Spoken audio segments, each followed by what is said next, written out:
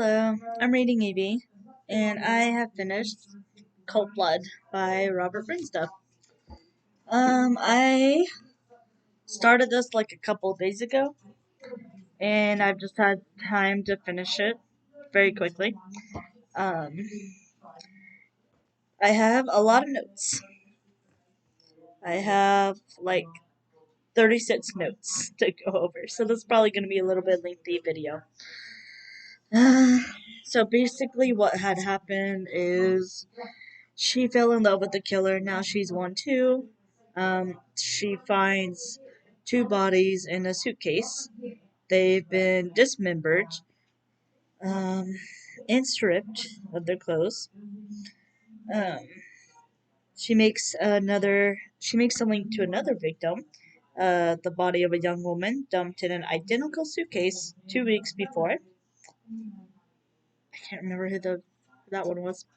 Oh, anyways, um, she quickly realizes she's on the trail of a serial killer who's already made their next move. Yet just as Erica starts to make headway with the investigation, she is the victim of a brutal attack. But nothing will stop Erica. As the body count rises, the twin daughters of her colleague, Commander Marsh, are abducted, and the stakes are higher than ever before. Can Erica save the lives of two innocent children before it's too late? She's running out of time and about to make a disturbing discovery. There's more than one killer. Yeah. So, I wonder if Erica turned down the superintendent job or if Melanie changed her mind about declining it.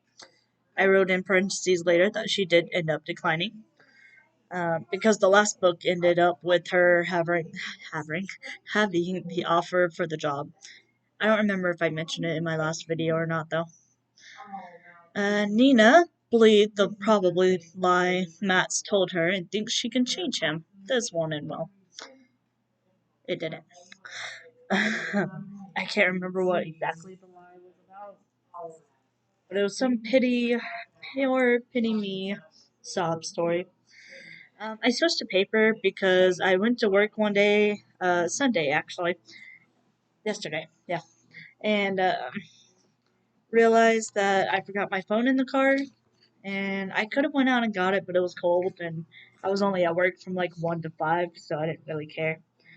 So I just typed it out and printed it. Yeah.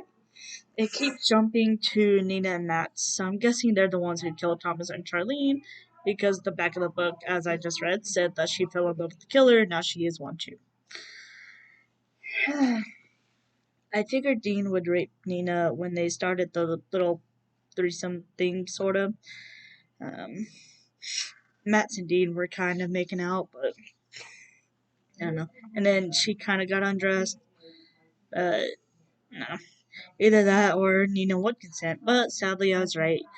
He did rape her when Matt went into the water in the cave that they were in, and they go back to later on. But anyways, but then Matt then saw and dragged Dean off and then killed him. Uh, she. Never mind, I'll get to that later. So, Nils, the forensic pathologist that we've heard about in previous book, he helped her with several cases. I think we first met him in maybe Night Stalker. That was the second book, so yeah. Um, and he helps out with the cases and everything. He is doing drugs. Oof. And then I said, OMG, he's been doing it for 10 years. Um, it said on the back of the book that Erica was the victim of a brutal attack. I figured that would be having a breakthrough on the case, because it usually is. Like, I think that happened in Girl in the Ice. I feel like it happened in another book, but I can't remember. But no, it's from Neil, trying to make money. Erica has to drop off the drugs that were found in Thomas's body, and apparently it's 30,000 pounds worth. I think it was quids. I think I wrote it wrong. I thought it was the pound symbol for money, but I guess it was quids. But all. And Neil owes money, of course. Neil tell. I just had like a typo on my thing. Anyways, Nils tells his dealer to attack, I'm assuming, and said, don't let anyone get hurt. But I'm guessing she will get hurt since it said brutal attack. And she did. Uh, it took her like a few weeks to recover. I think a couple months, actually. I said, Matt is clearly a fucking dick. She wanted to go to the police, and he was like, fine, you slutty little bitch. And then she started crying and said she loved him and all that. Oh, my computer just unfroze. It annoyed me. And then I said, are all these men in these books just fucking creeps? I'm convinced they are. And then I have to read page 126. Because I feel like every time there's like a side male character that's not like a cop, he's just some creep. Basically, it's Nina and Paul. Paul is her mother's boyfriend. He just moved in, and she emerged from the bathroom wrapped in a small towel, almost bumping into Paul, who wanted to go in. He wore just boxer shorts and an old white t-shirt. Morning, Neen. He smiled, his eyes lingering over her body. Morning, she'd reply, and went to move past him, but he'd block her way. Um, you don't mind if I call you Neen, do you? His eyes moving down the curve of her body under the towel. I suppose not, she said, avoiding his gaze and clinging onto the towel, wishing it was longer. I won't ask you to call me Daddy, he'd laugh. Mandy had her mom appeared at the top of the stairs. Um, he immediately dropped his sleaziness. Um, she seen the tableau, but decided it was Nina who was overstepping the mark. Go to your room and put something on, she snapped.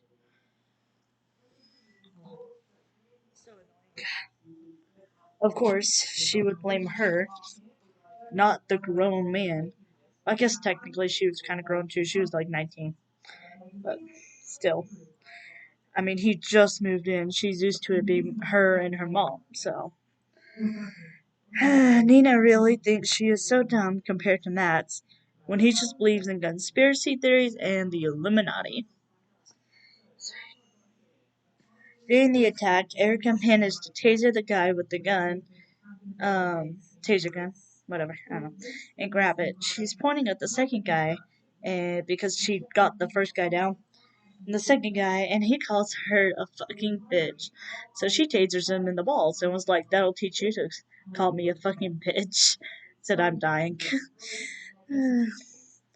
Nina finally killed, and she thinks it's an act of love and that she proved she was Max's and he was hers.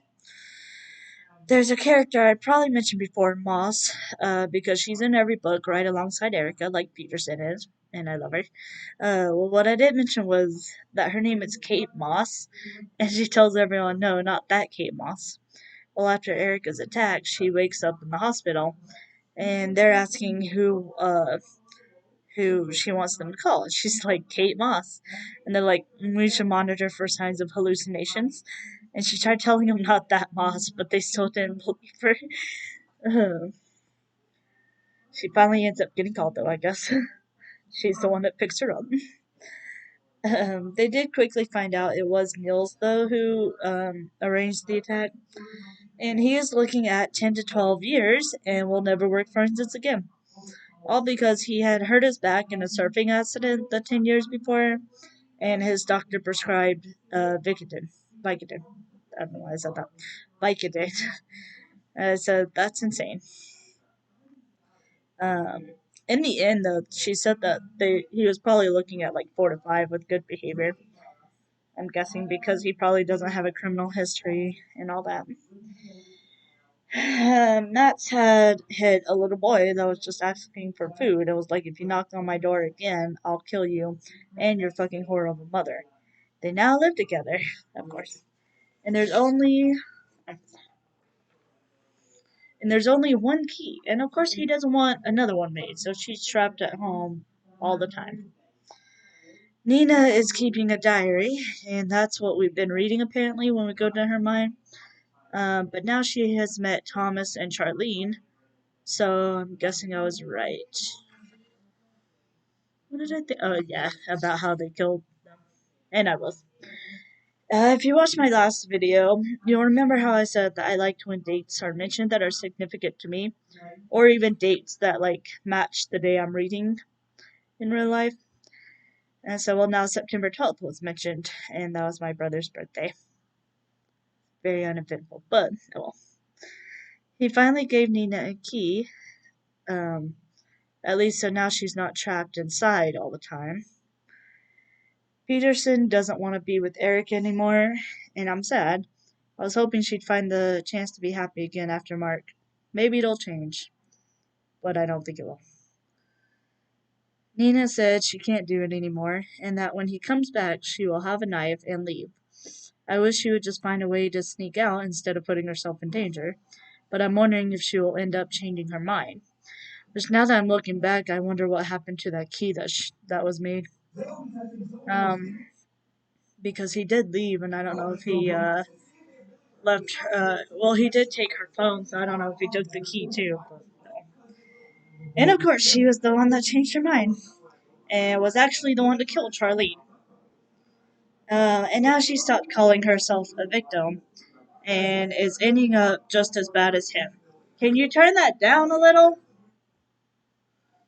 Jeez. Thinks he's gotta have the volume up so loud. Thank you. Anyways, she stopped calling herself a victim and is ending up just as bad as him. Nina and Matt went back to a man named Daniel's place. Daniel. And of course, Matt was choking him. And Nina had gotten the gun and then started thinking about shooting Matt in hopes that Daniel will pay her for saving his life. Gotta have a TV up so loud? Ain't nobody scared of that.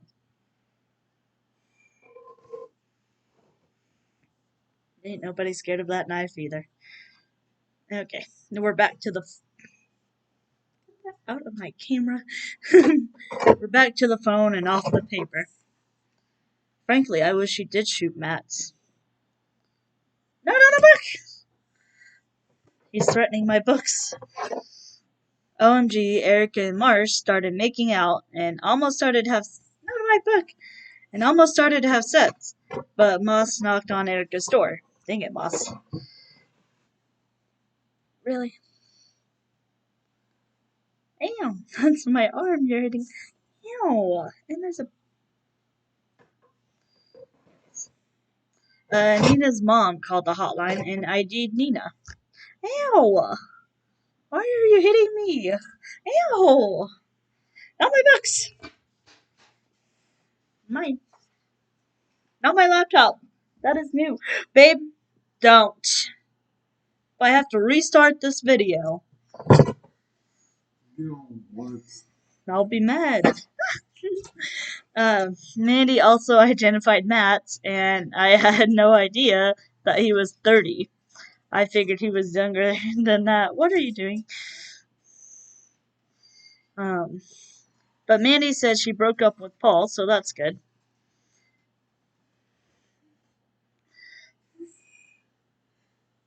Matt and Nina actually set up a grenade in their kitchen. Not on camera! Don't cut my hair!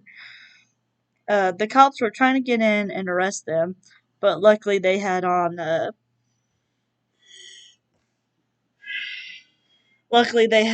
night vision goggles, and so they were able to see it, and, anyway, they were able to see it and not get killed. Marriott Hoffman, Thomas's ex-wife, is Matt's mother. Did not see that one coming. Nina and Matt's plan to kidnap Marcia's twins. I hope Matt's doesn't hurt them. Marcia yelled that Erica had been fucking her husband when Erica walked into Marcia's office. First of all, she wasn't. The light just flickered. Anyways, second, I guess it's only okay for her to screw around while married, because she's had more than one affair. Then I have to remember that she did just find out her kids were kidnapped. I'm hoping she at least apologizes for something, or something later then, but I doubt it. Matt's killed Nina, or maybe not. They left it at as he shot her in the leg, I think twice in the leg and once in the chest, or twice in the chest and once in the leg. I can't remember. What in the world is y'all whining about? And then he walked out thinking that she was dying, what she was, but thinking that she was dead. And I said, no, she's still alive for now. So Matt's plans to kill the girls now that he has the money. Go figure. Um, Even though it took them 200,000 quids and now they're out of it. I'm guessing since Nina is still alive, she will save them. And I was right. Nina shot Mats with a flare gun in the mouth and killed him. As they were describing, they were like,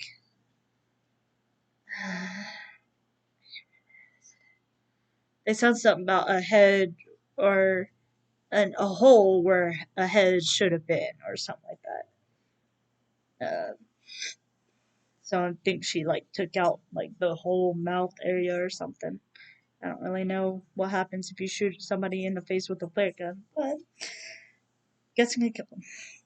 Erica and the helicopters found them because she shot the other flare gun through the mouth of the cave that they were in, that they went back to, where they killed him, or he killed him.